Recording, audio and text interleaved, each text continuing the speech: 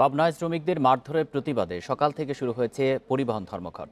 এতে বন্ধ রয়েছে পাবনা থেকে ঢাকা সহ দেশের বাকি জেলাগুলোর সাথে সব ধরনের সড়ক যোগাযোগ। সকাল 6টা থেকে শুরু হয় অনির্দিষ্টকালের এই ধর্মঘট। বুধবার সন্ধ্যায় এই ধর্মঘটের ঘোষণা দেয় পাবনা জেলা পরিবহন মালিক শ্রমিক ঐক্য পরিষদ। সংগঠনটির আহ্বায়ক হাবিবুর রহমান জানান, দীর্ঘদিন ধরে সিরাজগঞ্জের শাহজাদপুরে বাস মালিক শ্রমিকরা পাবনা বাসের চালক শ্রমিকদের সাথে দুর্ব্যবহার করে আসছে। সবশেষ গত 24 ডিসেম্বর পাবনা এক্সপ্রেসের 2 সহকারীকে মারধর করে তারা। এরই প্রতিবাদে ধর্মঘট ডাকা হয়েছে জানিয়ে তিনি বলেন, সমস্যার সমাধান না হওয়া পর্যন্ত ধর্মঘট চলবে।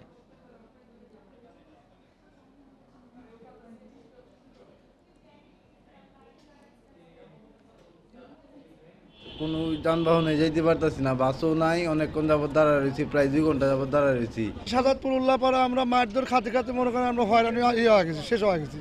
আমরা এবার আর মার খাতে চাইনি। সাজাদপুরের লোকজন আমাদের পাবনার শ্রমিকদের উপরে অত্যাচার করে, মাঝে মাঝে মারে গ্যালজাম করে, বুঝছেন। এটা যাতে স্থায়ীভাবে যাতে সমাধান হয়, এই জন্য আমাদের হরতাল অবরোধ এগুলো ডাকা। এ নিয়ে আরও জানাতে পাবনা থেকে যুক্ত হচ্ছেন সহকর্মী খায়রুল ইসলাম। খায়রুল, ধর্মঘটের প্রভাব সম্পর্কে জানাবেন, আর এখন পর্যন্ত সমাধানের কোনো উদ্যোগ আপনি দেখতে পাচ্ছেন কিনা? আসলে আমরা যেমনটি দেখেছিলাম সকাল 6টা অবরোধ কর্মসূচি পালিত হচ্ছে এবং সেই সাথে পাবনা থেকে দূরপাল্লা ঢাকা, রাজধানী ঢাকা সহ উত্তর অঞ্চল এবং দক্ষিণ অঞ্চল সহ সারা দেশের সাথে কিন্তু পাবনার যানবাহন চলাচল কিন্তু বন্ধ রয়েছে। আমরা দেখতে পেয়েছি যে সকাল 8টার দিকে কিন্তু শ্রমিকরা কিন্তু পিকেটিং করেছে। দু একটি বাস তারা বের করলে তারা কিন্তু রাস্তায় বাসগুলো কিন্তু তুলতে পারেনি এবং এখন পর্যন্ত কিন্তু অবরোধ চলছে। তবে এ বিষয়ে কিন্তু আমরা যোগাযোগ করেছিলাম পাবনা জেলা প্রশাসনের সঙ্গে। জেলা প্রশাসন থেকে আমাদের বলা হয়েছে যে সিরাজগঞ্জ সাজাদপুরে যেখানে সমস্যার কারণেই কিন্তু এই অনির্দিষ্টকালের জন্য পরিবহন ধর্মঘট শুরু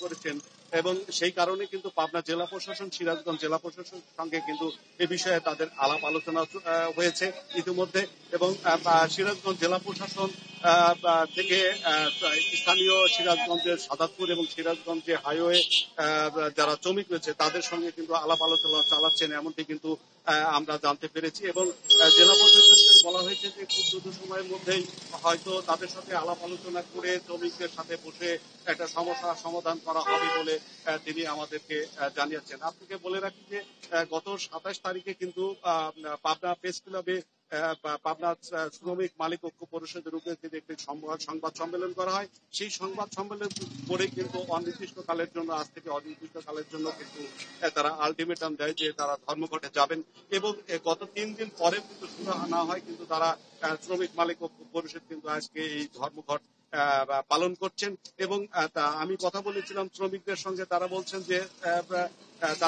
যে তাদের এই সাজাদপুরে যে বাস শ্রমিকদের প্রায় তাদের উপর নির্যাতন করা হয় এবং তাদের ঢাকামুখী বিভিন্ন বাসে তাদের প্যাসেঞ্জারকে উঠতে দেওয়া হয় না এবং বিভিন্ন সময় তাদেরকে মেরে কিন্তু আহত করার ঘটনা ঘটে এবং তারা নিরুপায় হয়েই কিন্তু তারা আজকে কোনো সুরাহা না হয়ে কিন্তু তারা এই অবরোধ কর্মসূচি চালাচ্ছেন এবং তারা এই সুরাহা না হওয়া পর্যন্ত তারা এই অবরোধ কর্মসূচি চালিয়ে যাবেন বলে তারা কিন্তু আমাদেরকে জানিয়েছেন। শাহজাদপুরে বাস মালিক বা শ্রমিকদের সাথে আপনার কোনো কথা হচ্ছে কিনা, তারা এই ঘটনার ব্যাপারে কি বলছেন?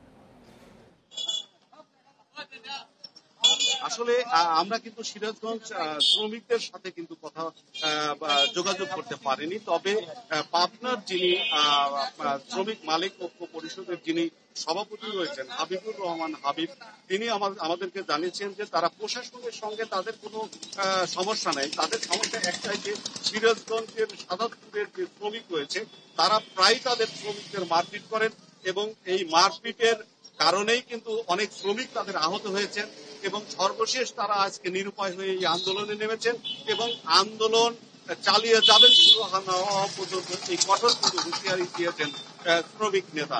তবে হাবিবুর রহমান হাবিব আমাদেরকে জানাচ্ছেন যে যেহেতু জেলা প্রশাসন থেকে সিরাজগঞ্জ জেলা প্রশাসনের সঙ্গে আলাপ আলোচনা চালাচ্ছেন, তবে খুব অতি সমঝোতার হলেই তারা অবরোধ তুলে নেবেন, এমনটি কিন্তু আমাদেরকে তিনি জানিয়েছেন। পাবনা থেকে জানাচ্ছেন সহকর্মী খায়রুল ইসলাম।